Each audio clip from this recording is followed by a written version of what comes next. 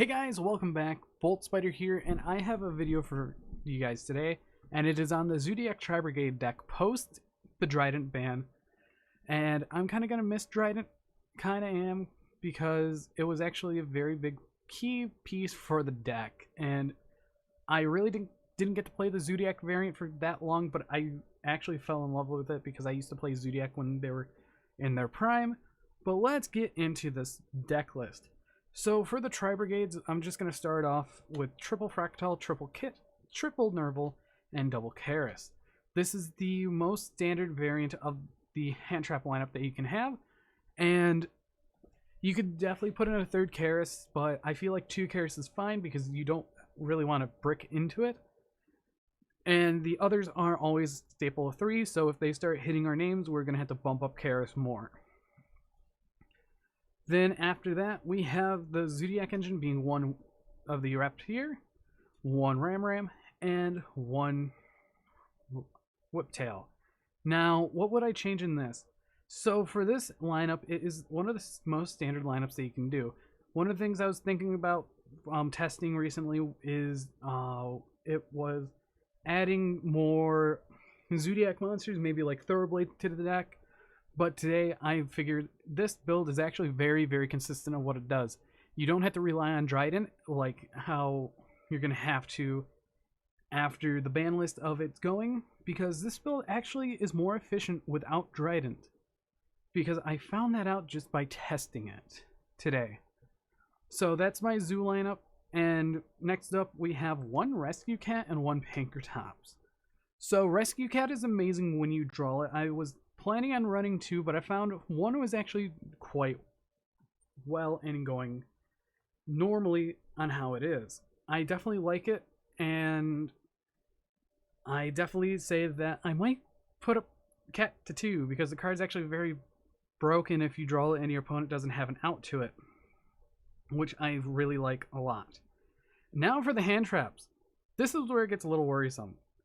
Triple Drone Lockbird, double Ash Blossom, double Nibiru, and double Effectivator. And I am running these for a reason of how the format's going to be.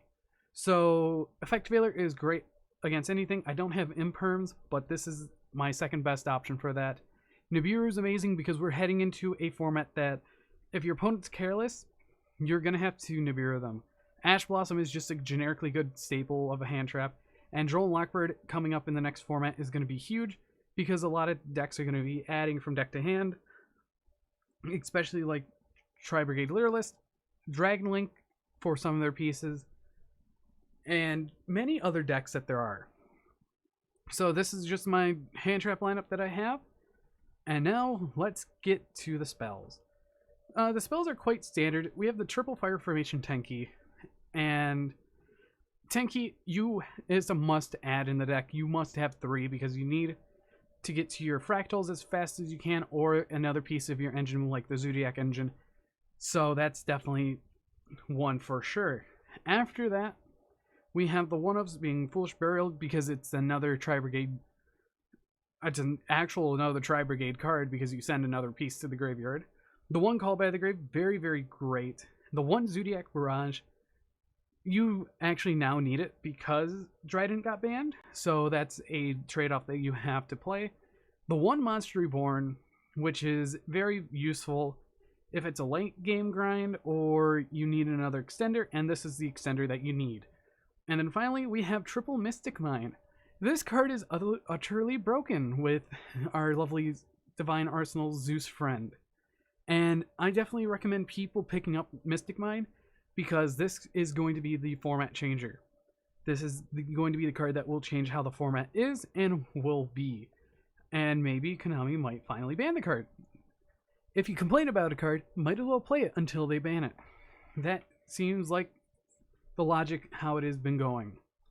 And then for the trap cards, we have triple Tri-Brigade Revolt, triple of the Evenly Matched. This card is another card that is going to be strong in this format because today at the Extravaganza, I did all side events, and this card won me quite a bit of duels if I open up into 1 or 2 of them. And then finally for the last spell, against how the format's going to be is Imperial Order. Imperial Order is that one card that no one expects until it's played. Same for Evenly Matched.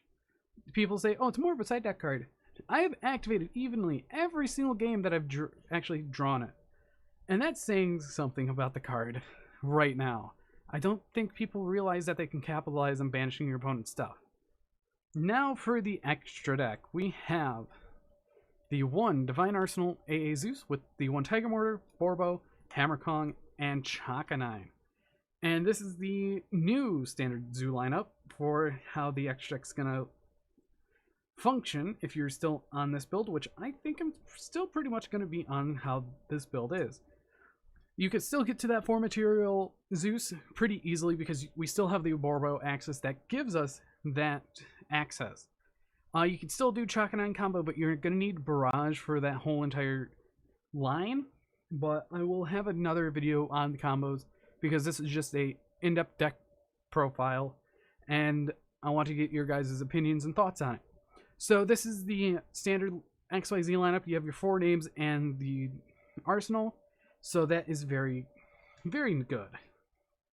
After that, the Link 4 is still Access Code Talker, very powerful card, along with double Shurag and 1 Appaloosa. I really didn't make Access Code at all today, because I just ended out the game with Appaloosa, double Omen, and another monster, like Arugel.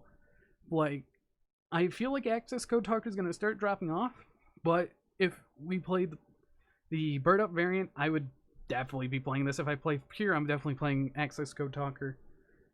Then after that, for the Link 3, we have the 1 Rugal. I wish it was not common. I wish it was super. Then after that, the 2 Fergie and the 1 Bear Brum. I'm thinking if I go Pure or if I go the Bird Up build, I will run 2 Bear Brum because it's an insane card that searches another insane card, which is actually not fair. And then we have the 1 Double Dragon Lord, very standard, and the 1 Almirage.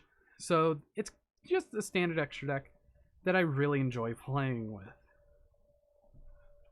And then finally for the side deck, I was swapping cards through each and every mat, or each and every Winamat that I did today, and every side event. So I have triple Lancia. This card is great against the mirror, and great against Drytron, and a couple of other decks, but I'm definitely saying that this is more of a side deck card this format, which is fine. Expect to see more Bird Up or Barrier Statue Tri-Brigade lists, so I'm having Godarla in here. And then 1 Ash, the final Veiler, and the final Nibiru.